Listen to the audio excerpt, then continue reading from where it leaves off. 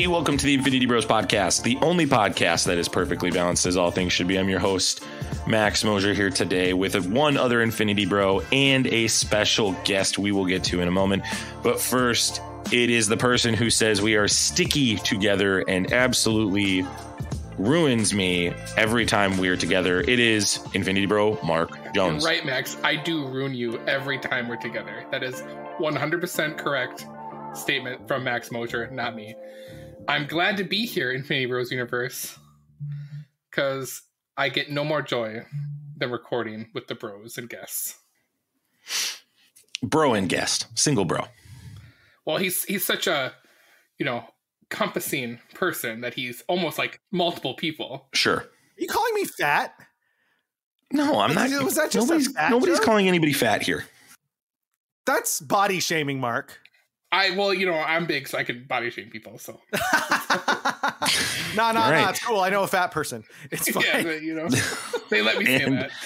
And on that note, welcome our guest from the Christian Nerd Podcast.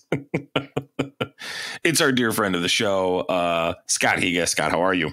Good. Thank you so much for having me on the Infinity Bros podcast. I believe this is my third appearance. I don't know if that makes me like leader in the clubhouse, but I'm excited and honored and felt gracious that you would invite me on. So I'm happy to be here. Once you get to 5 times, you get a jacket. I was just going to ask that. Do we treat it like SNL? Five Timers Club. Right. Yeah. Do we do that? But we only have one jacket. So hopefully you're an XL.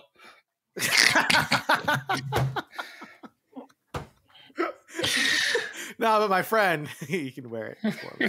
So, Mark, have you ever been on the Christian Nerd Podcast? No. Is this awkward? Or you? No, I haven't had Zane on either. So like, are these the only two Infinity Bros? No, I'm just wanted to ask the question and get it out there. I'm not insinuating anything. I just wanted to ask a question. Have you been on the show, Max? Haven't. Oh my goodness, this is awkward. You've had Isaac on like 7 times, and I just want you to know that that's painful for you, not me. Know. Well, I remember you guys talked about. I think it was on the patrons, like, who would be most likely to leave the Infinity Bros. And Isaac was pretty up there because he has all these connections and he wants to go do more Christian content. And so, I'm just waiting with open arms. I'm going to seduce him, actually. It'd be a pretty easy shift for you, too. You just slap an S on the end of Christian Nerd and you're done, right? Well, Christian Nerds. Before I had a co-host and it was just the Christian Nerd. But you know what? Really? I'm not going to go back to that because it's too much editing. No. Like, it's just awful. It's something. Like I can imagine there's many things on the cutting room floor that were they to get out, the Infinity Bros might be canceled. Several. I think there's about 3 of us that for sure would be cut if that happened. I still want to know, there was something that somebody said. Oh, what was it? Like there was a text message, like Zane said something that was so bad. I still don't know. Group chat. And only a group chat with 11 guys, and only Robbie and I saw what that's Zane right. said. That was I loved that conversation. Just the thing that Zane said, and that it was got a deleted. reference to Max in some way. And out of everyone, Robbie and I were like, no. On his deathbed, Mark, when you're standing over Max's dying body because you have finally vanquished your nemesis, you whisper in his ear as the light fades from his eyes what that text message said. The last thing he remembers in his life is you telling him what Zane said. No, I grab him by the collar and I yell in his ear, "I beat you." Like Daredevil the Kingpin. Put a hood over your eyes. Yeah. So I can't even look you in the eyes. And there's Sarah and the doctors are ripping me away from your body on the hospital bed. You can't do it. Welcome to the Infinity Bros podcast. You can check us out on Facebook, Instagram, and Twitter, and Twitch and Discord. All of these links are in the show notes below. We will also have a link if you can stomach him, Scott, which a lot of us, there may have been a quick heading over to another podcast. You can check out the Christian Nerd. We will have a link to his show as well. That's the only cross promotion we're doing, though, Scott. I don't want to hear you bringing it up anymore. I don't want to hear any special events you're doing. Just let's keep the cross promotion. Just from here on out, only Infinity Bros content. Yeah, Here with let's me, the Christian trust Scott Higa. Yeah, trust the process here. Do you? I hear. Is there a Slack group people can join too for Christian nerd stuff? There is. We got a Slack group with a Christian nerd. It's called the Octagon. It's a great place to hang out. It's like your Discord server, but people participate. That was rude. Oh my! Oh, oh my goodness! Mean. Scott, all right, I'll get you added to that. We're podcasting. We're doing it. Before we get into our advertised content, which you will get to, so cool your jets out there, whoever's getting frustrated. Calm down. How offended on a scale of 1 to 6? We rate things 1 to 6. We'll put the bumper in later. On a scale of 1 to 6, how offended do you get when people make jokes like go to therapy instead of starting a podcast, Scott? Because like that rhetoric's going around a little more right now. I think in the atmosphere, in the Twitter sphere, excuse me. People who say that don't know how much a therapist costs, because sometimes a therapist, just one session can be anywhere from $180 to $500. So those people can go F themselves. So I think actually, Mark, I know you're being serious, and I don't disagree with you. Yeah. So therapy is expensive, and as we discussed in the pre-show, and if you want access to that, become a patron of the Infinity Bros at patreon.com/the Infinity Bros. Smooth. Very smooth. You would hear me discussing my greatest fears of living in the golden state of California, and a number of those are related to the cost of living out here. So the cost of therapy is very expensive, and I did try finding a therapist earlier this year, and I looked at all the therapists that were available through my insurance, and none of them were accepting new patients. Like, they weren't. So that was tough. And yeah, a therapy session is $150, $200. Do that 2 or 3 times a month. My Libsyn costs $20. So it's much cheaper for me to turn on this microphone, talk into it, share all my feelings, maybe cry a little bit, talk about an existential crisis I'm going through, and then put a nice bow on it, and then, go on with the rest of my day. And basically, you're doing what you might do in a therapy session that some therapists will tell you to do. It's like, oh, you should go talk to people with this. You should have a journal. So, you know what you do? You have your own podcast that you talk about stuff. It's basically your living journal. So, I just find it funny that the same people that go like, hey, do whatever makes you happy. Just do whatever makes you happy. For some reason, doing a podcast doesn't make them happy. Oh my gosh, I can't believe you're podcasting. Unbelievable. There's less healthy things to do. We could go out and be drinkers. We could be going to the bar and spending hundreds of dollars every night drinking. You're right. So. We could, but here we are. Just 3 nerds enjoying some podcasting. I've got vodka in my water bottle right now. Just kidding. It's water. With vodka. And with vodka and lemon. It's just water. Ice cold water in my hydro flask. Do you guys have hydro flasks out there? Like the Midwest? We love hydro flasks. Big hydro flask. Oh, yeah. Big Yeti family over here at the Mosier home. Actually, Scott, there's a thing called a thermos that just looks like this giant missile. That's what we have in the Midwest. We had those before it was cool, so, I remember going on road trips with my grandpa, and he had like his legit thermos, and he would just pour hot coffee into the thermos lid. For the lid. Yeah, and just drink it, driving his van. I was like, man, you're a gangster, Grandpa. Yep. Drinking your hot coffee that you made 4 hours ago. And it's still hot. Yeah. You didn't come here to talk about hot chocolate, hot coffee, hydro flasks. Tell people what they come to do. Mark, just let me do this. You came here to listen to our rhetoric on Guardians of the Galaxy, the holiday special. Max. You came to hear us talk about the Ant-Man trailer, and then, of course, our main event, the Black Adam movie, which just premiered with The Rock. First, we're going to talk about Guardians of the Galaxy, the holiday special, and rate it. But before we do that, we want to make sure we're going to spoil everything we talk about in these trailers and the movie. So this is your universal spoiler warning. We're going to put that right here. This is... Prepare yourself. An Infinity Bros. Prepare yourself. Spoiler. Warning. Infinity Bros Podcast. And then we're going to give you the rating system. If this is your first time, we talked about it initially earlier, but we want to make sure you are familiar with our rating system and how we rate things on this show. Here on the Infinity Bros Podcast, everything is ranked from a 0 to 6 point scale. 0 meaning horrible and 6 meaning absolutely excellent. If all of the Infinity Bros rank something a 6, it gets an Infinity Step. I never hear the ratings anymore because I just listen to the Patreon feed. Oh, nice. Yeah, if you listen to the Patreon, You don't have to hear the drops if you listen to the Patreon. Another good reason to subscribe. If there's a new one, I won't know. You have to let me know. Text it to me. Yeah, I'll let you know if we do a new one. I have a couple kids that listen from Young Life, and they just like, your bumpers are stupid. I'm like, get your own podcast. Get some therapy and then get your own podcast. Do you tell them to go back to their dad's yacht? Yeah. Well, actually, one of them does live on the lake, so Andy has a trampoline in the lake. That's Brando. Brando did our on our podcast, our little intro. He's the one that wrote the intro. Guardians of the Galaxy, the holiday special, stars Star-Lord, Drax, Rocket, Mantis, and Groot as they engage in some spirited shenanigans in an all-new original special created specifically for Disney+. This will star Chris Pratt, Pom Clementif, Dave Bautista, Bradley Cooper, Vin Diesel, Karen Gillan, Sean Gunn, and we've done the spoiler bumper already. So Mr. Kevin Bacon will be introduced to the Marvel Cinematic Universe, is how they put it on the trailer. As Kevin Bacon? As Kevin Bacon, that's what they're crediting him as. And Maria Bakalova, who was in the second Borat movie, she will be playing Cosmo the dog. There's a Michael Rooker credit on IMDb. I'm not 100% sure if that's IMDb reality. Had Matt Murdock Daredevil being in like six episodes of She-Hulk. Yeah, so I'm just saying it's on IMDb. Sure. Scott, we'll start with you. What is your rating of this trailer, and what did you think of it?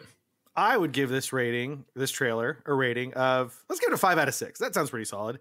It looked funny. I mean, it looks like the Guardians of the Galaxy having Christmas holiday fun. And Groot looked a little weird. Like teenage Groot looked kind of like buff or weird, and it made me wonder, like, so because they go to Hollywood, and then they're walking down Hollywood Boulevard, and no one thinks anything because it's Hollywood and everybody looks weird anyway. So I wondered, were they going really meta? Was like they're a version of like a Groot dressed up person on Hollywood Boulevard, but I think it was just Groot. And then Kevin Bacon just shows up to be Kevin Bacon, and that is great. And so I'm very excited, and I really like the special presentation logo that they have at the beginning of this and that they had at the beginning of Werewolf by Night, just all the glittery rainbowness. So 5 out of 6. I'm excited to watch this at the end of November, right? November 25th. Yes, it is coming out right after Thanksgiving. You're correct. Oh my goodness. I'll cook 3 turkeys and be stuffed to the brim and then watch Groot. 100%. Mark, I'll go next and I'll leave you for the next. I'm going to stick at the same rating, 5 out of 6, because my understanding of this, I kind of had a really low expectation of this. I was like, this is just happening, whatever, who cares? And for me, what makes this trailer is the showing of the plot, which is Kevin Bacon being the Christmas present. I think that's really clever. I think it's a great way to incorporate them coming back to Earth, especially with them kind of stepping away. This group appears to be stepping away after Guardians of the Galaxy 3. I'm glad they're giving us a little time on Earth. That's something I've always felt like. I know it's part about being in the galaxy. I just wanted a little bit of time on Earth. I hope this scratches that itch so the third Guardians of the Galaxy can go to all the corners and centers of space that they need to go to. I think my only kind of issue with it is that I want Gamora in it, and that might just be an unrealistic expectation. But that's for me why it's not a 6 out of 6. So, Mark, I'll pass it off to you. I probably also would give it a 5 out of 6. I looked at it more of like the aspect of it, like, am I really excited for this to be a Christmas, like, or they call it holiday special, but like, right, it's a Christmas movie, like really like get my heart going about it being Christmas, or is it just going to be a goofy, mess around? And like seeing Kevin Bacon actually just be Kevin Bacon, which then makes me think, like, will there be a reference to Sebastian Shaw at all? Is that how we get the X-Men? Sure. He becomes Sebastian Shaw in the middle of this, because that'd be wild. If people don't know, he plays Sebastian Shaw in X-Men First Class. Kevin Bacon does. So there's got to be a joke that James Gunn can pull off there. Is he the one who directed this too? Yeah, he directed and wrote it. He actually took the joke with him to DC, so it's not. The joke is now with DC. Sorry. This was done last year, right? Like, this was supposed to come out last year. Oh, I don't know that answer.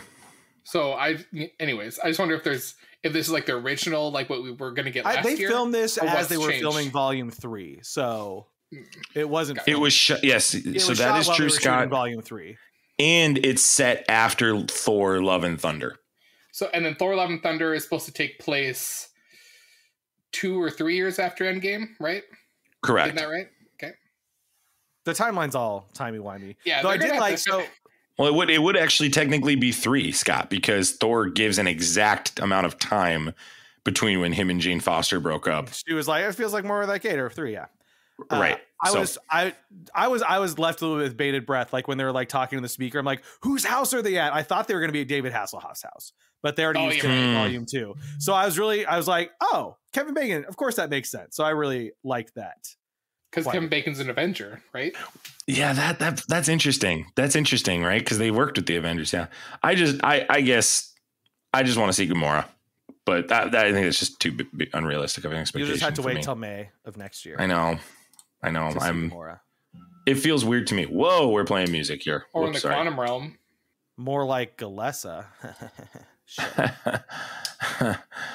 Let's transition over to Ant-Man and the Wasp, Quantumania. Thanks, Scott. Speaking of Scott Lang and Hope Van Dyne, along with Hank Pym and Janet Van Dyne, will explore the quantum realm, where they interact with strange creatures and embark on an adventure that goes beyond the limits of what they thought was possible. This will be directed by Peyton Reed. Obviously, credit goes to Jack Kirby, the creator of this. Jeff Loveness is getting the screenplay credit, with Paul Rudd, Evangeline Lilly, and a very, very dressed to the nines Jonathan Majors. Catherine Newton will be coming in as the new Cassie Lang. We get a shot of Bill Murray in this trailer.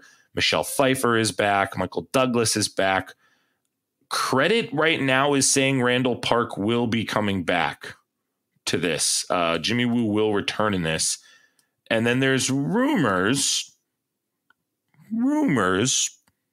that MODOK will be played by a lot of different people. The biggest one I've heard has been Corey Stoll, who is Darren Cross from Ant-Man 1. Let's talk about this trailer. It's a little like he turns into MODOK. That's what the rumor is. I heard it was Jim Carrey. That's a little bit. I heard that MODOK was Bill Murray. No, Bill Murray is definitely Krylar. That is an official credit. Oh, I don't even know what a Krylar is. Well, it wouldn't also be the first time Marvel has credited someone as one character and then is revealed in the movie that they're not that character. Like when they tried telling us that Benedict Cumberbatch wasn't Khan. He's like, no, he's a guy named John. Yeah. It's like, okay, kind of like sounds that. good. Sure. Star Trek. Yeah. Max wouldn't understand. He's not cultured like us. Let's talk about this trailer, because there's a couple things in this trailer that I want to dive deep into. And one of them in particular is around the rings that are displayed. So obviously the comedy of this trailer is really strong. We're seeing Scott have some people that know him really well, and then other people who are calling him Spider-Man. We're seeing Cassie Newton playing his daughter in this.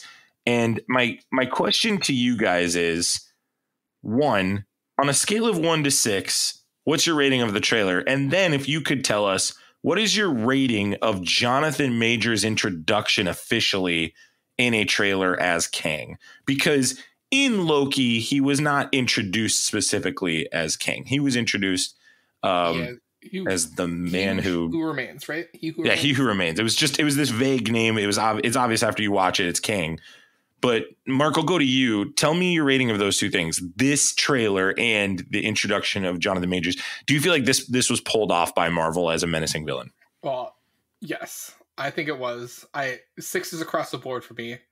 The thing I love about the trailer is the use of "Goodbye Yellow Brick Road" by Elton John through the whole thing. Like, I think that was great. But yeah, with Jonathan Majors being introduced as King, it like makes me like on two paths. Is this movie like, we're really like, it was so like menacing but like also innocent, it felt to me. Like, is he like, what is he offering Ant-Man? What happens in this movie where Scott Lang has got to decide, do I partner with this guy? Like, has he seen him do some evil stuff, or is he trying to like what would be the word, like trick or manipulate Scott to help him, but actually it's going to be for something more sinister that Scott doesn't understand? So like, that's what I kind of got from the trailer, is like some, like, because there's a scene where like there's a bunch of like destruction behind Scott and it's like just him, I think. So I'm really, I'm torn to what is, like I told Max pre show, is Kang going to be the good guy here, or a perceived good guy, and then turn on him at the end, and that's kind of like a Mysterio kind of almost how they did in Spider-Man 2. Something like that, but probably with a bigger payoff. I don't know, the poster of him holding the Ant-Man and Wasp in his hand was pretty sick. Also, it's good to see posters get away from the typical floating heads model. Scott, what's your thoughts around this? I give this trailer a 6 out of 6. I thought they snuck it up on you, right? There's no, because sometimes like, and here's a trailer for the trailer, you'll see it tomorrow. Like I was just sitting at Panera drinking coffee, and I'm like, oh, there's a trailer to watch. And, break out the AirPods, like watch right there. It looks so good, and into the Kang being intimidating. I was immediately, I'm scared of Kang. Like he, I was thinking about it. Like Thanos was great, right? Over the entire Infinity War saga, introduced in at the end of Avengers. But Thanos is he's a blunt object, right? He just wants the stones. He's going to snap it. And he's going to, like, we even saw that in Endgame, right? He just wails on fools. Like he's just a blunt force object. Whereas Kang is just, he's got plan on top of plan on top of plan. Yeah, he is menacing. And so to go from he who endures or survives at the end of He Who Remains, yeah. He Who Remains, of just talking circles around Loki and I forgot her name. Dang it. Now I sound like misogynist because I can't remember. Sylvie. Sylvie. Which one do you want? Talking circles around them. And then just, like the couple words that he says in this, and just like the way that he looks, where he's all lit up and Jonathan Majors is yoked and totally jacked. And I read the Kang Dynasty comic run from the Avengers. I think it was something. I think it was like 2008. It was a long time ago. Yeah. And just, this guy just has plans on plans on plans on plans. And so I think he's a much different villain than Thanos, where Thanos, you're just scared of him because he's so big. And Kang is just so sinister and cunning. That's where I think like this movie, he's going to look like the good guy right away. Because that's his plan. He wants to help Scott. And whatever he's helping Scott with, Kang might actually be the reason why Scott needs help. But he needs, some like trust, some bond formed. I don't know. Yeah, I'm all for it. I'm along for it. I went from like, I'm excited about every move in the MCU because I'm a total mark, right? To, oh my gosh, this looks so weird. 2 marks on one show. No, Mark, I'm gonna disagree. Podcast will break off from the Infinity Rose. 2 marks and a max. 2 marks and a max. 2 marks and a max. In your face, Isaac. No, Mark, I'm actually going to disagree with you. I really don't think they're going to take any approach with Kang being perceived as good. I do think his big over-encompassing plan will not be displayed in this. I think it will be little bits and pieces that connect to several properties. And I want to talk about one of those properties here in a moment before I give my review. But I think for me, Jonathan Majors is so quintessential for this whole MCU phase 5 through however far they want to go. Because if you cannot match what they were able to accomplish with Thanos dating back all the way to the first Avengers movie in 2012 or 2010, 2012. Oh, whatever year, that year. If you cannot accomplish I know you guys that, are 13, but it was 2000. Yeah. Well, Mark was watching Van Wilder when that happened. But if they can't accomplish a villain being overarching in every single property, this probably isn't going to work this time around. And I think Jonathan Majors has the acting chops. I think his physique, as you see in Creed 3, if you watch that trailer, he looks tremendous in that. And I think the costume design in for him in this movie looks great. I think the costume design for other people, the fact that they're comparing it to the Spy Kids 3D movie is actually very funny to me. And I do think it points out a couple weird flaws in it. That all being said, this trailer to me is a 5 out of 6 as well. I don't think as well. Here's my big dilemma with 6. Excuse me? You're the only one who gave a 5 out of 6, so it can't be. Well, that's what I'm saying. I'm saying the reason I give it a 5 out of 6, I'm giving it a 6 out of 6 on Jonathan Majors. I think he can do it. I think how he looks and how they're showing him and the limited dialogue, I'm all for it. But in the context of this trailer, this movie is right now it's Kang, and that bothers me. I want to see more of Scott. I want to know more of the stakes. I know that gives away more of the plot point by saying what he is doing, but you've got to give us a little more. That second trailer is going to give it to us. So people like Scott who don't watch the second trailer aren't going to hear that. But to me, I really want to know. I think, tell me why are they in his hand? I want to know that. You don't have to tell me the outcome. Why do you want to know that now 5 months before the movie comes out? Why don't you want to know that when you're watching the movie? Max needs to know exactly what happens so he can go into the movie already disappointed or excited. Shut up.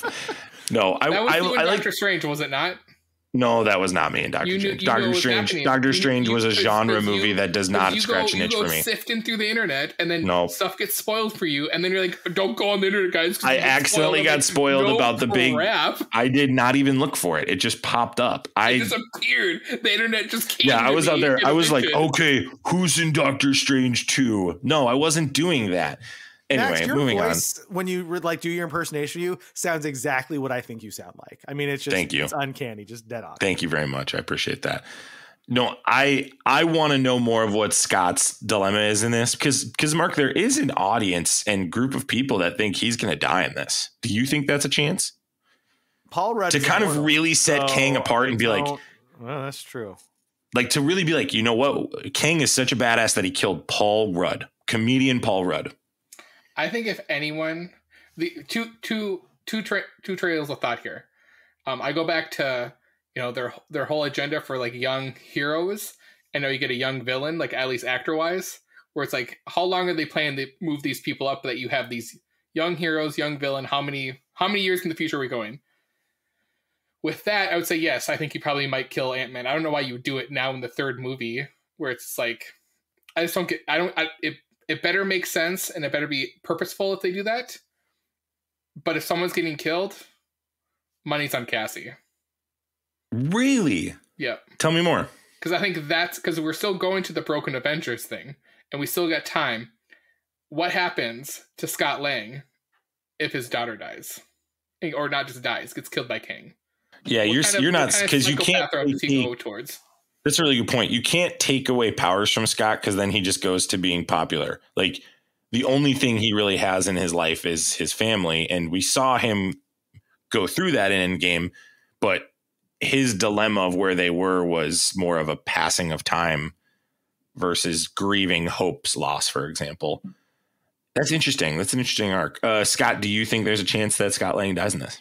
Nah, because I mean, Paul Rudd wasn't clueless, you guys. Like he's just going to keep making movies forever and he'll be Ant-Man forever. But like if somebody's gonna die, I wouldn't say Cassie because I think they want to do Young Avenger stuff. But maybe Hope Van Dyne dies. That's interesting. All three of us are taking different approaches of who they think. It's gonna be Michelle Pfeiffer and we'll be sad.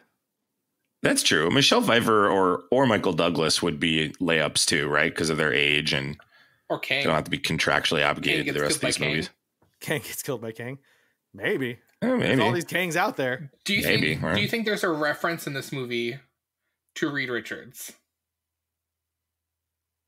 Probably. They've got to start laying the groundwork for that Fantastic Four movie, and he's all quantum realmed out. I don't know. I mean, I personally think disappeared in the 60s and nobody knows about him, and they show up. Maybe they show up at the end of this movie in the quantum realm. It's like there's John Krasinski looking all statuesque. Does Loki appear in this movie? I just feel like I just feel like there has to be one hero. I don't know why. You guys have sucked me into your Max and Mark just have outrageous. What about this? What about this? What if Godzilla shows up in this movie, you guys, and he just starts eating people? Why can't Godzilla? Yeah. It's a great point, Mark. It's Kang holding Ant-Man the Wasp, and then Godzilla holding Kang at the same time. And Mark, he's bigger than everybody else. That's what would make him such a formidable opponent for Kang. Know who's holding Godzilla? Beast is going to be in the movie. Oh, there you go. There's the connection. No, Mark, I don't disagree with you. I think Marvel is saying the hero or extra person in this, because every movie's got to have somebody else. Like Thor has the Guardians, Doctor Strange had Wanda. I think Kang is that person. I think they introduced him in Loki, so everybody was like, he's here. Okay, I see what you're saying. Here's the bad guy. I think Kang is that person for this movie. And I think the big misdirect will be whatever MODOK is. And I don't know if that's going to be Darren Stoll. I don't know if that's going to be somebody else we know, or if he'll be comedic, or if he'll change sides. I don't know. But I think those are likely circumstances versus deaths of specific characters. Look, I get it. You're lazy, and coffee from the grocery store is just as good as ordering from somewhere like Mini World's Tavern, right? Wrong! That's dumb, and you should feel so dumb for thinking that. Does your local grocery store donate a portion of their proceeds to charity? Actually, if they do that, that is kind of awesome. But we guarantee that Mini World's Tavern does that. Besides, it's not like your grocery store provides an amazing monthly blend with added RPG-themed bonuses. That's a limited edition Mini World's Tavern exclusive, baby. They are the online coffee brand that's perfect for game night. Guys, I should know. Before every podcast and every time I go live on Twitch, I fill an entire bathtub full of Great Old One, and I do my best Lord Harkonnen impression. Guys, grab a bag for yourself right now. Go to www.miniworldstavern.com/theinfinitybros, all one word. And guess what? You're going to save yourself 10% at checkout. The last thing I want to talk about here with you guys is the rings that make up his buildings. If you look at them in comparison to the 10 rings from Shang-Chi, are eerily similar of the patterns. Do you think that this is kind of the direction that they're going? If so, what direction do you think Marvel is utilizing things like the bangle and Miss Marvel and the 10 rings that Shang-Chi is currently possessing? Scott, let's start with you.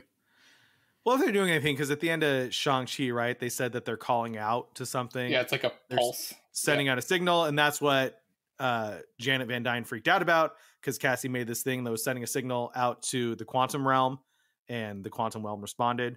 So if anything, I think it's just that there's all these artifacts spread throughout the Marvel universe that are calling out to something, and maybe this is what we find out what that something is, and maybe Kang, in some iteration of himself as traveling through time, planted these things, so when they all came together with Kamala's bangles and with the 10 rings and whatever else is out there, it's like, now's my time to show up and take over this planet, destroy it, subject its people. Who knows?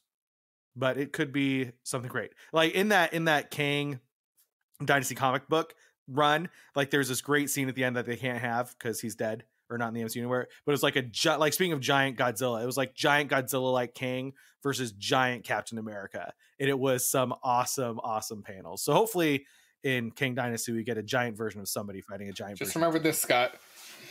In Endgame, there was a scene when they're trying to travel through time, and Hulk travels time through Scott, making him younger. Old Man Cap exists. Therefore, hypothetically, same thing can happen to Old Man Cap. They're totally doing that. I subscribe with you, Mark. On him. I'm with you on that, Mark. 100%. Mark, do you have like a manifesto of all of just your crazy thoughts, like arranged from like not going to happen to not going to happen, but maybe? On a scale of 1 to 6, he's got this manifesto just 7. ready to go. A couple I just sevens pull out out this there. like giant binder, like, yep. Speak of the devil. Let me show you my wall behind me with all of my notes and stuff. Actually, when you blacklight the paper wall, all the notes are there. Looks like a Jackson. It's like the Riddler back there. Yeah. Yep. Mark, I've sent you a couple of theories and thoughts on this from people. I personally think I'm subscribing to the theory that these rings are parts of his ship or his chair, the Kang chair, that allow him to travel through space and time and different universes. I am subscribing to that. I think Shang-Chi totally is going to have that. And I think Shang-Chi is going to be the way that they're going to travel through time. I think we'll see in Miss Marvel that the bangles are what transport people through space. And then the 10 rings will each either individually will have individual abilities and characteristics, or all together in unison with the bangle and whatever other item. I'm sure there's other items out there can do this big thing that Kang is looking to achieve.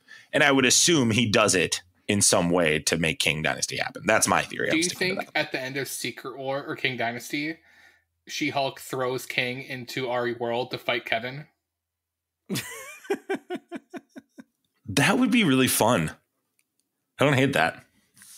And then Kevin has you just know the collective majority of mouth breathing guys who hate She-Hulk right now are just like, oh my gosh, the eye cancer that is She-Hulk. Less eye cancer, more eye candy. Shut up, dudes. Oh, gosh. Yeah, bros. Yeah. Misogyny. Yeah. Any other theories, Mark, before we transition over to Black Adam? Over under 6 times Scott makes a joke. Over. Higa or Ant-Man? Ant-Man, Scott Lang. Oh, yeah, 6. Over under 6 magic tricks Randall Park's character does. Under, but if you set it at 3.5, that'd be the bet that you got to take. I think 3.5. Then I'm going to take the under because I think it's going to be 3 on the dot. Who do you think would better chance of them showing up in this movie? Black Widow or Gamora?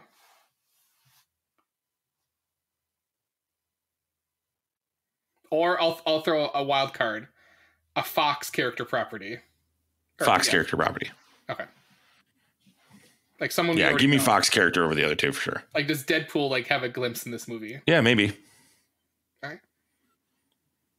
It'd be great if Deadpool was one of the wielders of one of those like items. Wouldn't that be hilarious? Like that would be so involved. awesome. Like his sword is like one of those things. That'd be great. Black Adam. This movie just came out last week, October 21st. We're recording on the 26th. Nearly 5,000 years after he was bestowed with the almighty powers of the Egyptian gods and imprisoned just as quickly, Black Adam is freed from his earthly tomb, ready to unleash his unique form of justice on the world. This is directed by Jean Colette Serra. Sorry ahead of time. Adam Steitzkel, Rory Haynes, stars Dwayne "The Rock" Johnson as Black Adam, Aldous Hodge as Hawkman, Pierce Brosnan as Dr. Fate, Noah Centineo as Adam Smasher, Sarah Shahi as Adriana Tamaz, Quintessa Swindle as Cyclone, Marwan Kenzari, as Ishmael, and I believe he's credited as the King as well. Am I correct on that? Probably. Just with some weird. I'm about 99% sure I saw that after the movie, that he played the King in the flashback as well. And then Samir was played by James Kisati Moyer. That was the kid, Samir. So this movie came out. We all saw this, and we're going to break it down today. Mark, we're going to start with you. What was your rating of Black Adam as the residential DC expert? As a movie, 5 out of 6. I feel like 20 minutes could have been shaved from this movie, in my opinion. Having said that, I really enjoyed the actual pardon my French, ass kicking Black Adam gave a lot of people. Sure. I really appreciated that out of all the movies and TV shows I've watched, someone's actually like, hey, you know what? Let's have a conversation, not just kick each other in the face and then let chaos ensue. Like there was actually like, hey, let's talk about this. Why is, and then, another good thing, why is Alden Hodge now just appearing in a superhero movie? Like, I want more I was gonna say Black Hawk, Hawkman in my life with him playing it. Like, give me more Justice Society movies. That's what we need. Pierce Brosnan as Dr. Fate, can't get enough of him. Another thing that gives me another 5 out of 6 is, with everything happening with Black Adam showing up, and then the villain at the end. Why didn't the Flash show up? Why didn't Superman show up? Also, this Condac's on the sea, so why didn't Aquaman show up? There's a lot of bad juju happening here, and no one shows up. That's my big gripe when we are an established world with superheroes, and no one else shows up. Besides, that's not really fair in the context of Marvel movies and properties either. You got to make that argument in every one of those, then. Yeah, I do. Okay, that's fine. It's and what was it? The second Spider-Man movie makes a good point. Off-world, unavailable. At least we got something like that. Yes. give me some communication as to but why see, like, they're where I not go there. to that is like in Hawkman's ship, there's that computer that's like it's able to detect threats. So assuming that happens, Batman must also have that. 100%. So you're telling me he couldn't be like, hey, Aquaman, you gotta go check this out because there's some stuff happening. But, you know, to digress though, I still enjoyed this movie as like an action movie, a superhero movie. I thought it was great. But I think I have a little more gripes because I'm a DC fan. But, you know, I'm okay with what they do with Kondak and his origin story. I love basically the villain at the end of Sabat, and I like, are we going to get some demon fighting Dark Justice League down the line? So I'm excited. I'm all in. I think Scott just got scared like real time. I think we really saw him get scared. Yeah, you really did. You should clip that one. That's awesome. So, can I see that, Clara? So that's great. My daughter. Oh, you'll wind it up. I'll just show them. So she brought in this thing. It says rattlesnake eggs, total gag, and then you open it, and it like it's a little rubber band with a thing. So it really did freak me out. So you got me, Clara. Nice job, Clara. Good job. I want to make sure I credit this correctly. Boji Sabongui, excuse me, as Aman. I was incorrect. He is the teenage young man. Is Aman his name? I'm going to go next and let Scott go last. Mark, I'm on the complete opposite spectrum of you in this viewing experience. I liked parts of this movie, and so certain parts for me were significantly better. But my gripes are just more around the filmmaking than about the story. The story is, in my opinion, the most paint by numbers story outside of the twist at the end. Okay, that wasn't a terrible twist, but in the context of they try really, really hard to make this more of a Marvel movie than most DC movies that are serious. Or Shazam is kind of a comedy is what I would say. This movie, like, they're trying to force some jokes in. The Rock mailed it in on this. I would say some jokes, like I agree with you. Some jokes landed and some were just like, that really wasn't right timing. I'm with you on that. No, I get what you're saying. The jokes were just like, and I'm like, look, give me more jokes in superhero movies. I love it. I'm all for it. I think it's the direction DC needs to go. The writing just wasn't there on this. And The Rock mailed it in. This was not a good performance by The Rock. And he looked bored. I couldn't believe watching him stay in like one tone the whole movie. It was difficult for me to process that. That's Black Adam as a character, though.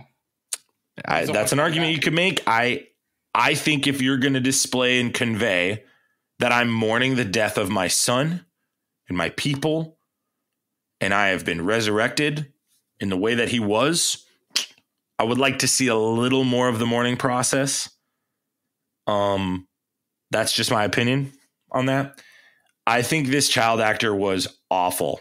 The kid that plays him on. I cannot stress how bad this kid was. At the beginning was painful. He is obnoxious. The parts that you could scrape out to make it a shorter movie are basically his parts. They were trying to connect.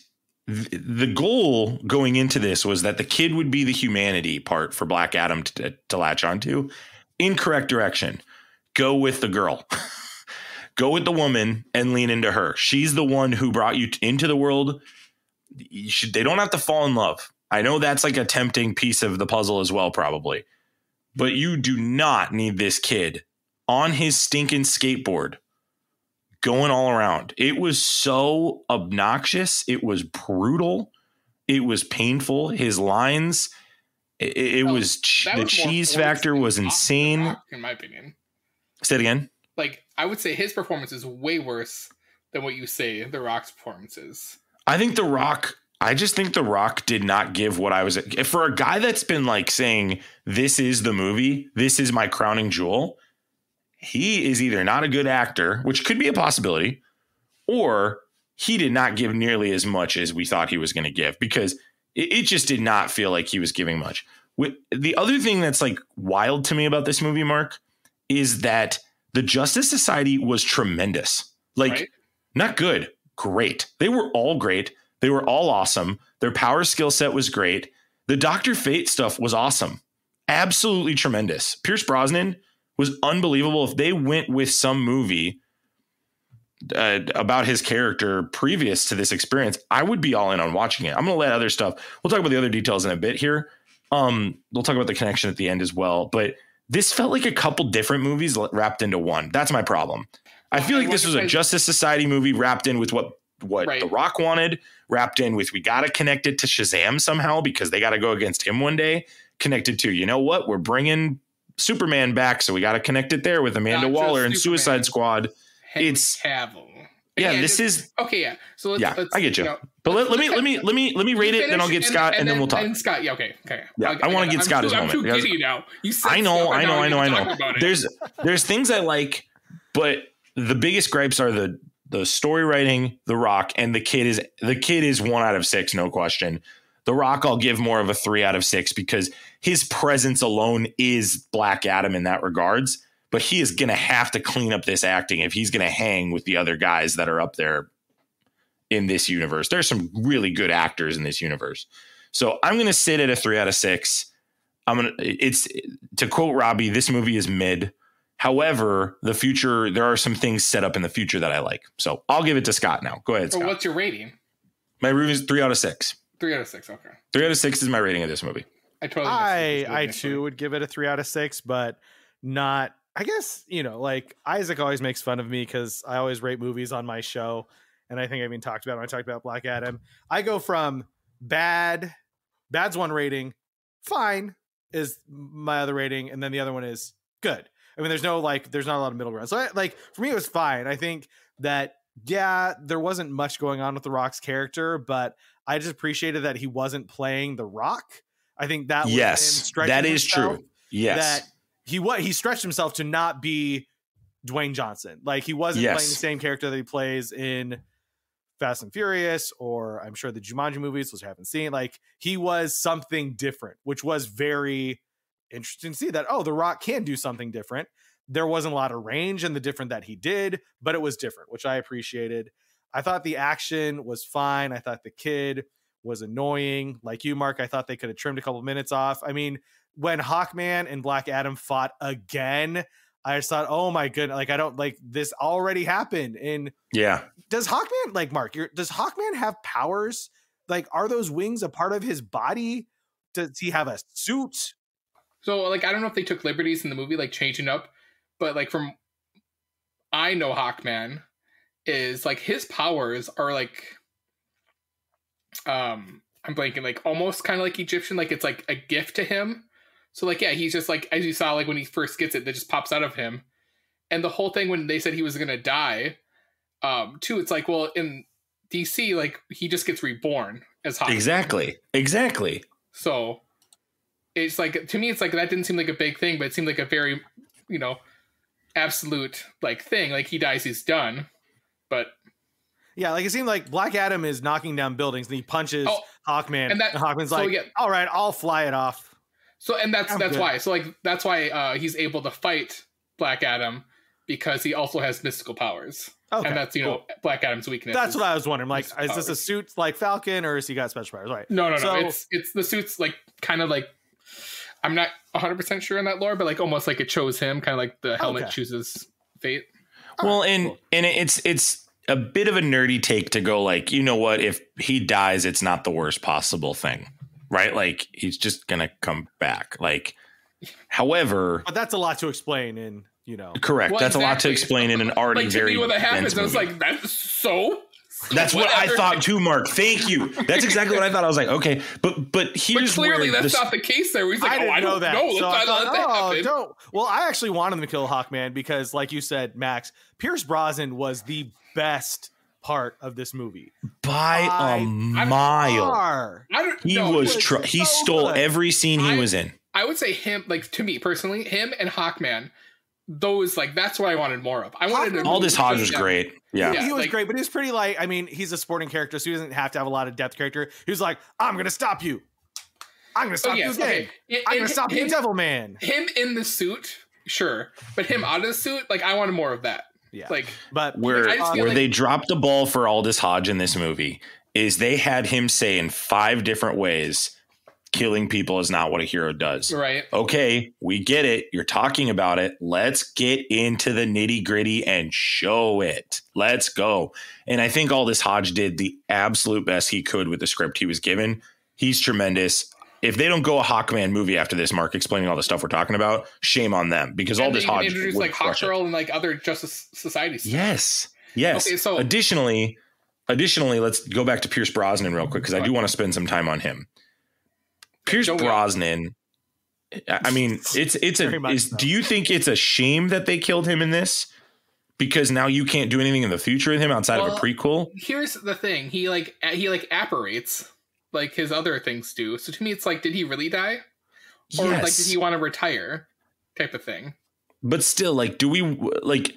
Not that DC is the best at like getting their plan executed correctly, and Robbie's not that I have delusions of this. grandeur that he'd make a hero trilogy that's after this, and but a villain that's killed.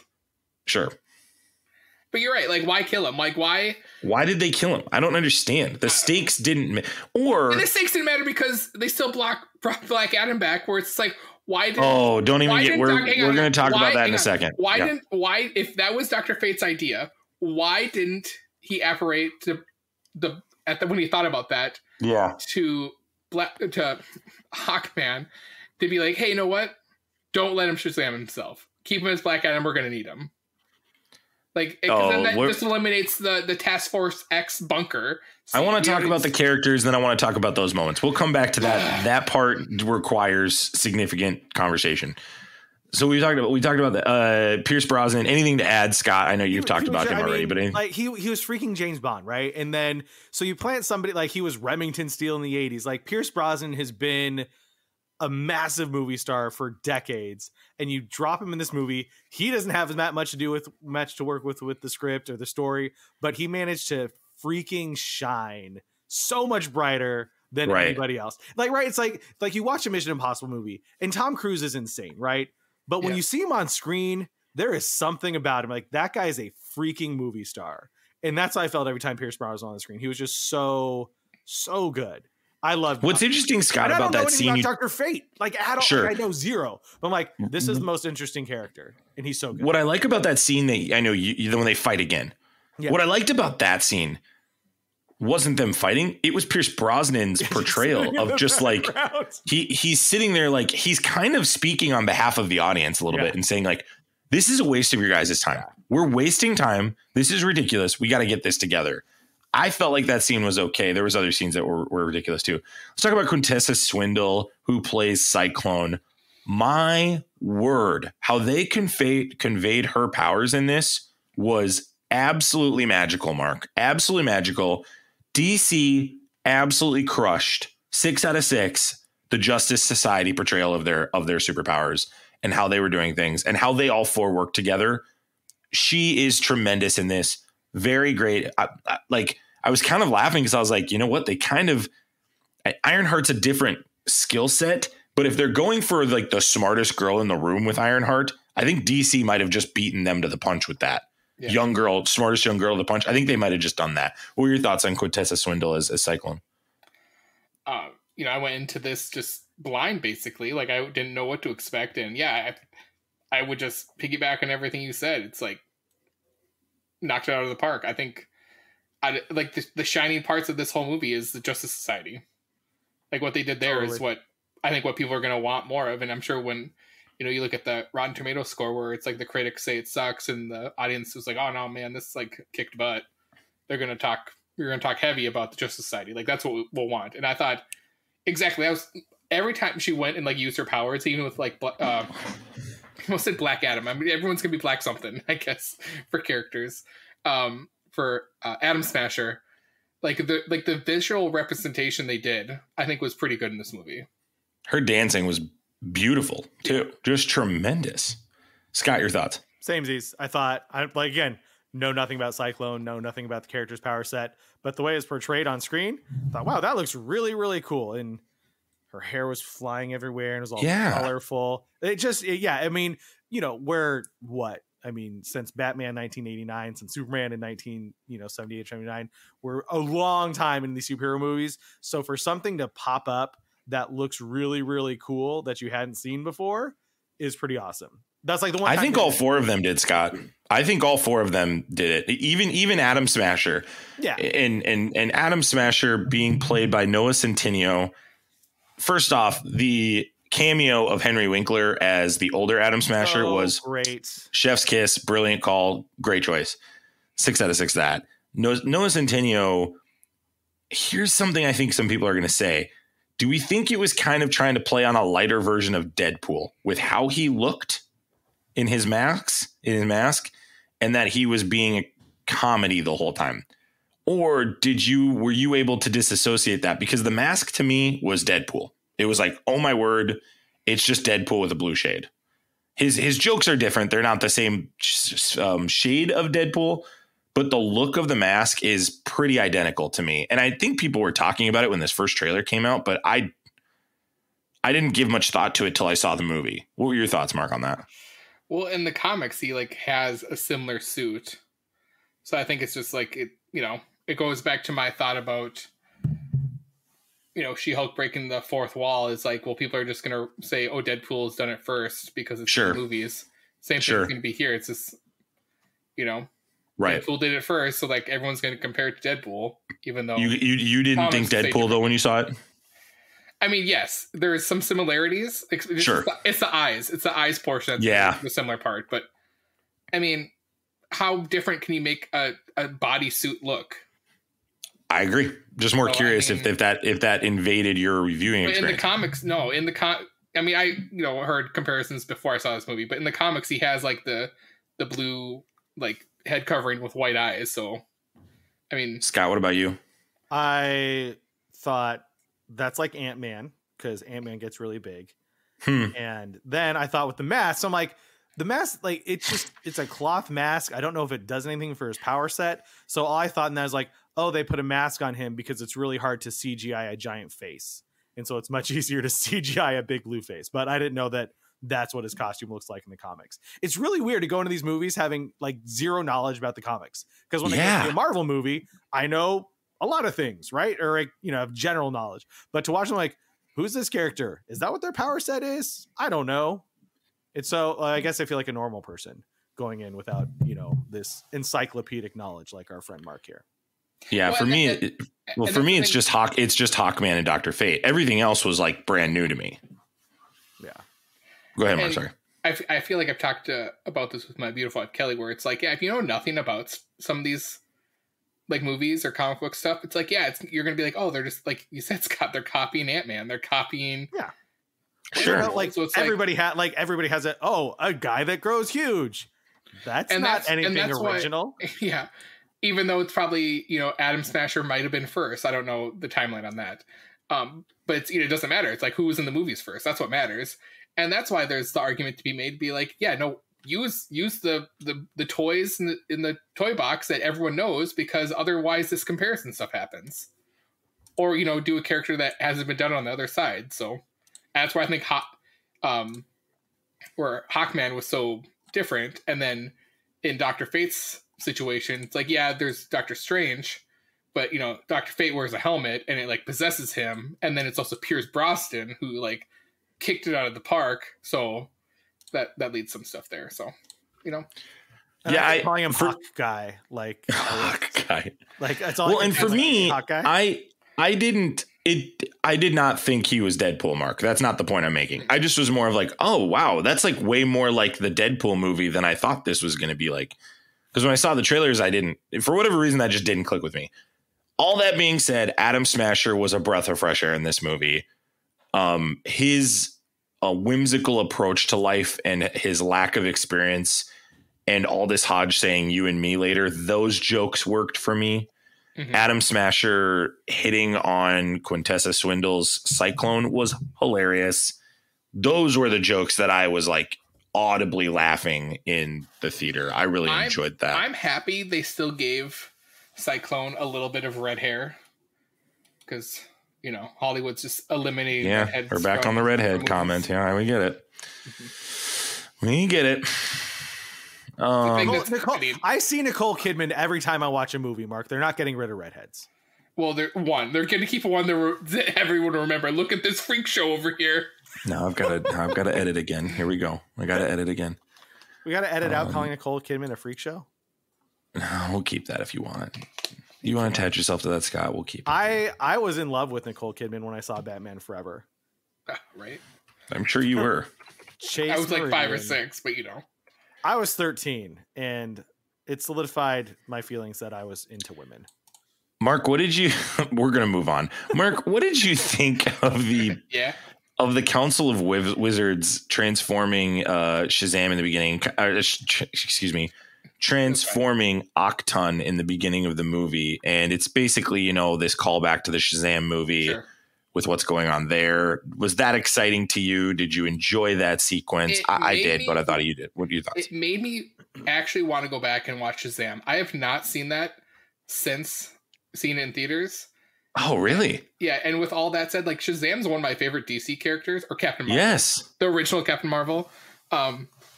True. Because I had such a sour taste of that movie because it wasn't what I expected.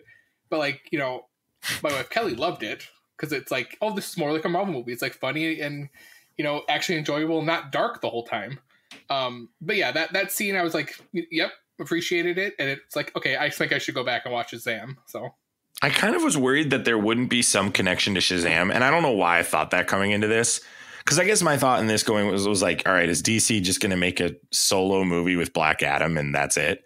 But this connecting point should have really been the telltale sign that like, okay, this is connected to the greater DC universe and whatnot. What did you think? So let's go to this. We talked about this earlier.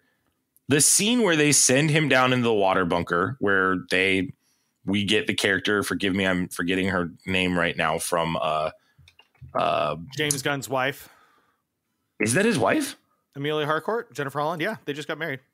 Really? Okay, well, there you go. Thank you, Scott. A lot more of her in the DCEU. Seriously, her and Michael Rooker are showing up a lot. It's not the DCEU anymore, Scott. It's just DC Universe. Is it? Sure.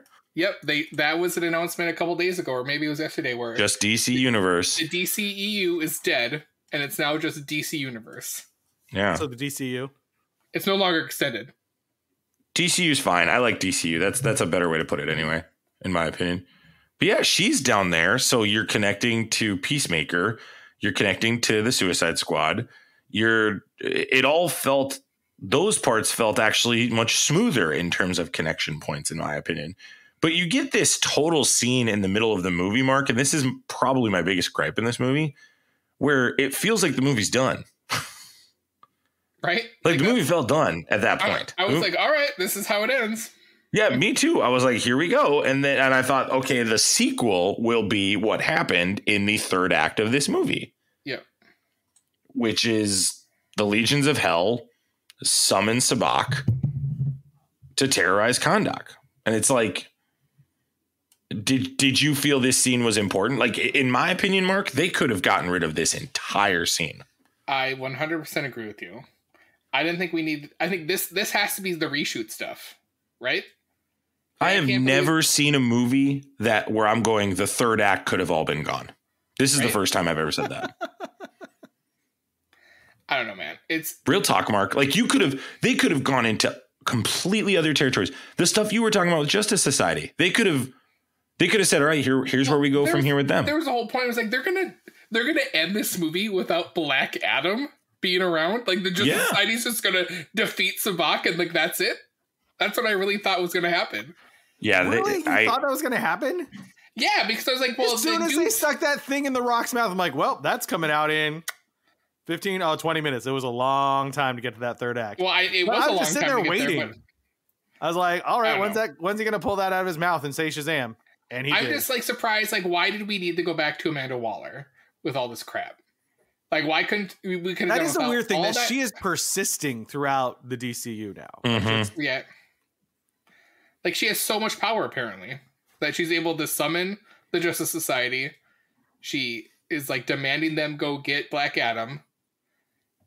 And even at the end, how many teams is she in control of? I thought it was just the Suicide Squad. She's not in control of the Justice League, for sure. I think maybe that's your answer, Mark, as to why they weren't there. Well, is the Justice League even there? Is that even established? Yeah, and the other thing is this, like, you get the scene where he's in Amon's room and it's all the Superman stuff, and he obviously, he lightning bolts Superman's face. You got all the Batman stuff, and this is one of the things that DC does in these movies that just drives me nuts. They're like, oh, Superman and Batman are in this universe. Ha ha ha ha ha. Here they are. They're in this universe. Cyborg and Wonder Woman. They're all in this universe. Ha ha ha ha. Merchandise in that. Yeah, it's like it's this coy thing where they're like, yep, they're part of it, but they don't know how to connect it efficiently, and it just feels crass and so patronizing to see it on screen. And it's just really like weird because I think that you guys didn't like Miss Marvel that much, but right, it feels earned that there's an Avengers con because everybody in the world knows that this group of Avengers saved the world. Does anybody know that the Justice League went to Buttholistan and stopped whatever happened? Like, no, Buttholistan. And so, why would there be lunchboxes of Superman? Maybe Superman. I agree. Well, I agree. With that said, they're in which movie was it? Either the bad Justice League or the bad 4-hour Justice League. Which one? Well, both of them, and then I think Dawn of the Justice. 4-hour one was good. Leave him alone. Even the Dawn of Justice one, we see scenes where there's merchandise being sold. So there is that. Well, and in Man of Steel, in my opinion, you can sell that Superman's the real deal because of what happens in Man of Steel. He does. Take that for what you want. He does save a global catastrophe, but that's a big deal. I can live with those Superman stuff. People and put this guy in your lunchbox. Exactly. He's not 100%. murdering good people. He's murdering bad people.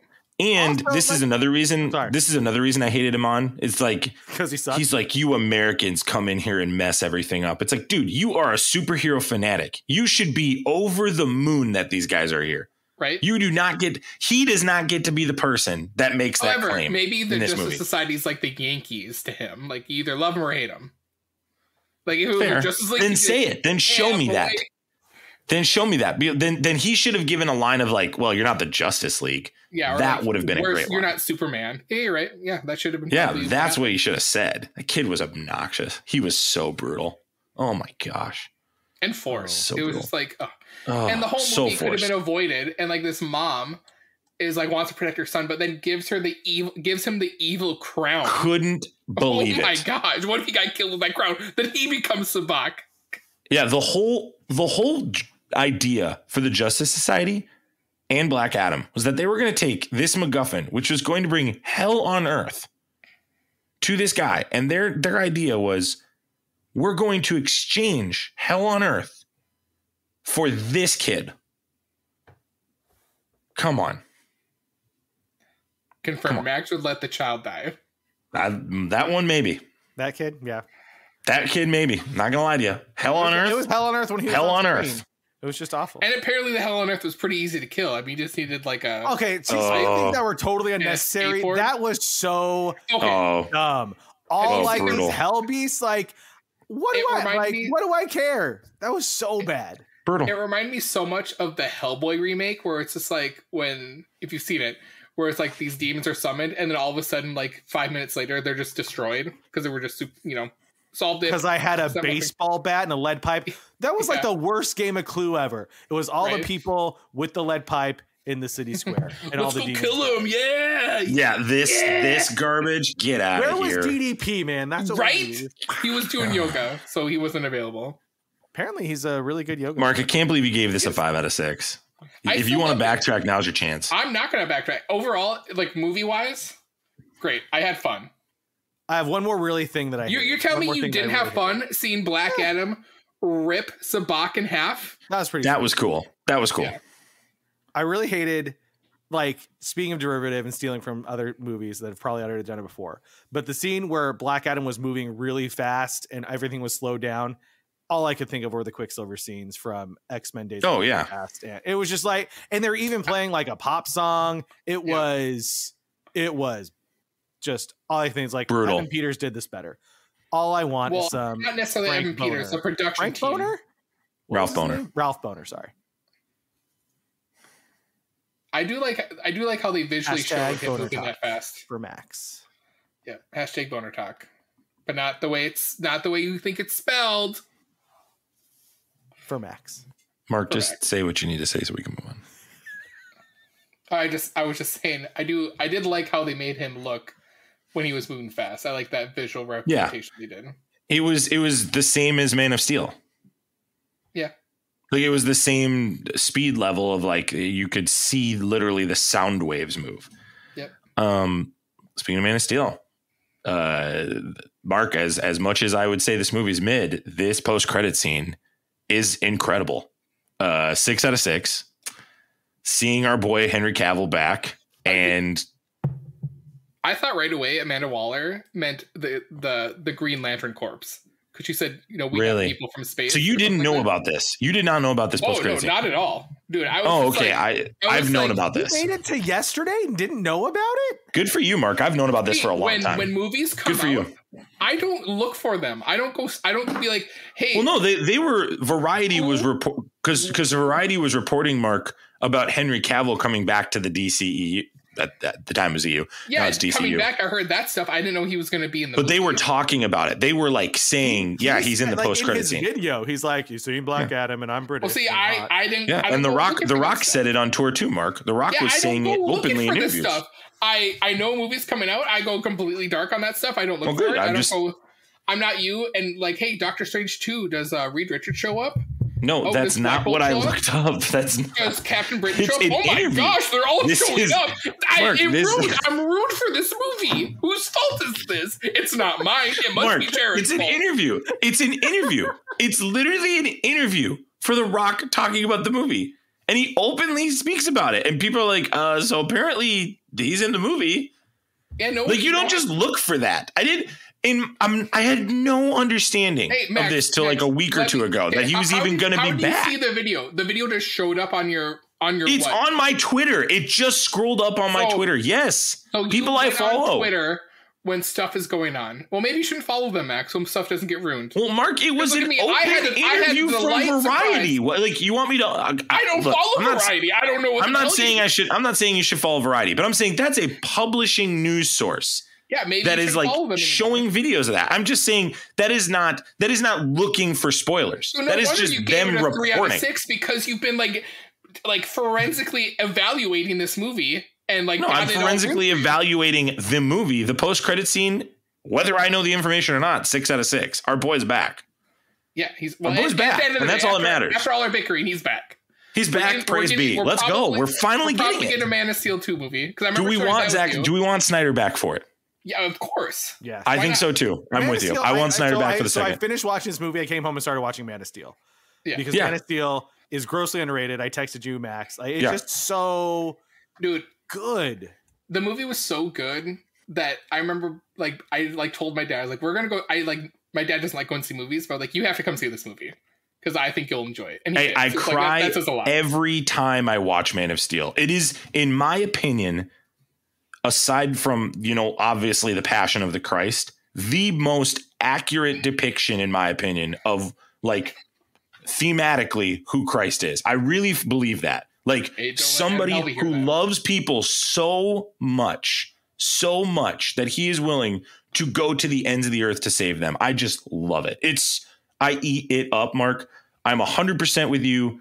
Give me Snyder back. Let's let bygones be bygones. I think if James Gunn can get that guy in a room and go, what do you want to do? I want to make this movie like this. Cool. Let's do it. Well, they made Dawn of the Dead. We will together, go.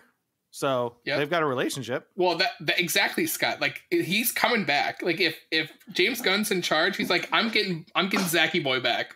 Yeah. So we're going to make some magic again. And it's going to be. And that means Affleck's coming back too. Zack Snyder can make great movies, but he shouldn't have been the one setting the entire direction for the DC. Exactly. However, I will argue this, and this has been heavily publicized. When Zack Snyder was making that movie, they were going through corporate changes, and there were so many hands in the cookie jar. And then he had also personal things talking about the Justice League movie. Yeah, he had the same way. Like, there was too many people involved with that portion where it's like, I think if it was, you take it all away, like, I think we would have got a different movie than what we got, 5 years later with Zack Snyder's Justice League. I think the vision would have been more concise and better. And I think we potentially still might have or a current like DCEU timeline in a different world. But now that we have two leaders, and we're gonna take, and they're probably gonna be like, hey, you know what? We're not gonna let everyone that has the higher title have input on this. We're just gonna let these directors go. And I think that's why Marvel and Disney is so much more successful with their movies because of that. They let Daddy Feige do daddy things and let the Daddy Marvel just be magnificent. Let's get everybody back, Mark. Let's take all the good things that happened in the Justice League 4-hour cut, which is good, Scott, by the way. That's incorrect. It is very good. I'm not going to have that type of slander on our podcast. It's good, but a better filmmaker would be able to make a good movie that doesn't take 4 hours. I can agree with that. That's a fair assessment. That's my assessment. It is good, but a better filmmaker doesn't need 4 hours to make a good movie. Personally, Germans are great, you guys. I'm sorry they take 3 hours. I mean, there's Godfather Part 1 and Part 2. There's Justice League Part 1, Part 2. I'm with you, Mark. I'm with you. I think Justice League the direction they were going, Scott, was it. I hope James Gunn can do it well. I'm very excited for him to be doing this. And I think what makes Black Adam work, though, for me is I do think he's a formidable foe, Mark. You are correct for how much he destroys people. He is a formidable foe for Superman. What is it? For Superman, it's kryptonite and magic. And his enemies are basically anyone that could wield, like, you know, what Black Adam can wield, or Shazam. Like, those dudes hypothetically can defeat Superman. So, yeah. Let's do a Shazam and Superman versus Black Adam movie. Let's make it happen. That's exactly what I don't want, though. Like, I don't, because Henry Cavill's been Superman in 3 movies. Man of Steel, Batman vs. Superman, Justice League. One of those movies he got to be himself. Everything else, he's fighting somebody that he ends up fighting alongside. Like, but how do you top what he did in Man of Steel on a solo movie? Like, do you have him go against Lex Luthor? Because not many people loved the way Brainiac that but then in Brainiac, you're back to Man of Steel. Same concept. You're back to this machine trying to take over the globe. I'm not saying I'm against it. I think it's been enough time that I think we could get another, like, you know what? The globe's in trouble. It's time for Superman to come back and save literally everybody. You could bring some of these people back and have them die or get absolutely destroyed through the process too. Well, I wonder if they're making Black Adam be a good guy, potentially, are they going the route of Injustice? Because in Injustice, he's a good guy, and there's the sides, and I think he sides with Batman in that. I'm not. That is interesting. So, like, that's the whole thing. Like, clearly they're making him, in my opinion, I think they're making Black Adam a good guy. For now. So that's why I think, like, yeah, you have to go with Superman. It's got to be otherworldly things. You can't do it like the faux Superman 3 with Brandon Routh, and the whole concept is Lex Luthor wants to create more real estate. So that's not really going to be a movie that everyone's want to see. I think you got to make it like a big bad again, like Brainiac. Yeah, I think Brainiac's a formidable foe. Lex Luthor, not the wrestler, Lex Luthor. In his Luthor suit, the big, the thing that he can fight. Yeah. So you gotta do stuff like that, in my opinion. So, Scott, I think that's a problem inherent in Superman is that, like, literally all throughout the first Justice League or 4 hours of the Justice League, you're just waiting for Superman to show up. Like, he nullifies the rest of the Justice League. They're unnecessary once he shows up, and that's always my big problem with Superman. I could be wrong, but as somebody who just watches Superman movies and hasn't really read a Superman comic, he's just so overpowered. And it's just, all right, he's going to come and save everything. We know you were fighting, what was his name? Beetlejuice? Darkseid? No, the guy with the horns. Steppenwolf. Steppenwolf.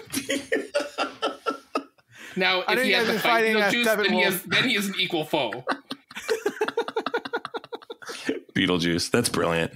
Okay, but with all this said with this movie, I'm actually more excited for Flashpoint now because, like, if they're having this direction where it's like that's tying in stuff, like that could also change what's happening. So, do you think the public will be able to overlook Ezra Miller? Yeah, he's atoning for his bad deeds. So that's what people want. We'll see. Well, Scott, thank you for coming on and being on this episode with us. It was wonderful to spend 90 minutes with you. Actually, 2 hours for us, but 90 minutes with you. Hey, it's pre-show. You got to check out the pre-show to get the other 40 minutes. Patreon.com/The Infinity Bros. Check out the pre-show where we discuss Ghosts, Mark's orange light, Max making out with either And Mark Scott. or me. I'm not making out with either of you. There's Don't a lot of stuff solicit that that. happened Yeah. in that pre-show that you should check out. And I'm not just saying that as like I'm like the the hair club for men. Like I'm not only a member, or what is it? I'm not only president, I'm also a member. Anyway, I'm a patron. I support the show because I like it and I appreciate it. So you should too. And we support the Christian Nerd. We really do like that. We strongly encourage you to check his podcast. Mark is literally a patron. So thank you. He Mark. is. Yep. Yeah. So make sure you check it out. Links in the show notes. Make sure you go give Scott some support. If you're looking for someone diving into the biblical perspective on pop culture and nerd culture, there is probably no better podcast out there, in my opinion. Man. If you're not into that, that's okay. That's okay. Don't be into it. That's Totally cool. fine. Don't do it. Just send him an angry email and make fun of him for me. You can even say I'm the one that wrote it. Feel free. Yeah. Mark, thank you for coming on. As always, it was real. It It was great. It was not real great. Hey, it's Mark, always I been enjoyed great. being with you. I thought it was great. I enjoy being with both you guys. I don't know why Max is always so mean to me all the time, because I enjoy his time, his friendship, and his loving nature as a human being, and I would never trade anything in the world for him. So, Mark, I'm mean to you, but you know that I have your back and I love you as well. Mm-hmm. You know this. So thank you, Infinity Bros Universe, wherever you listened, however you listened. Thanks for making your podcast experience in community with us. You can check us out on Facebook, Instagram, and Twitter on the links we all talked about pre-show. You can see those in the show notes, as well as Scott's link to the Christian Nerd Podcast. As always, we love you guys 3000. We'll see you soon. See ya. Bye. Thanks for tuning in to the Infinity Bros Podcast. You can find the Infinity Bros on Facebook, Instagram, and Twitter at the Infinity Bros. Feel free to send listener feedback via email at infinitybrospodcast@gmail.com.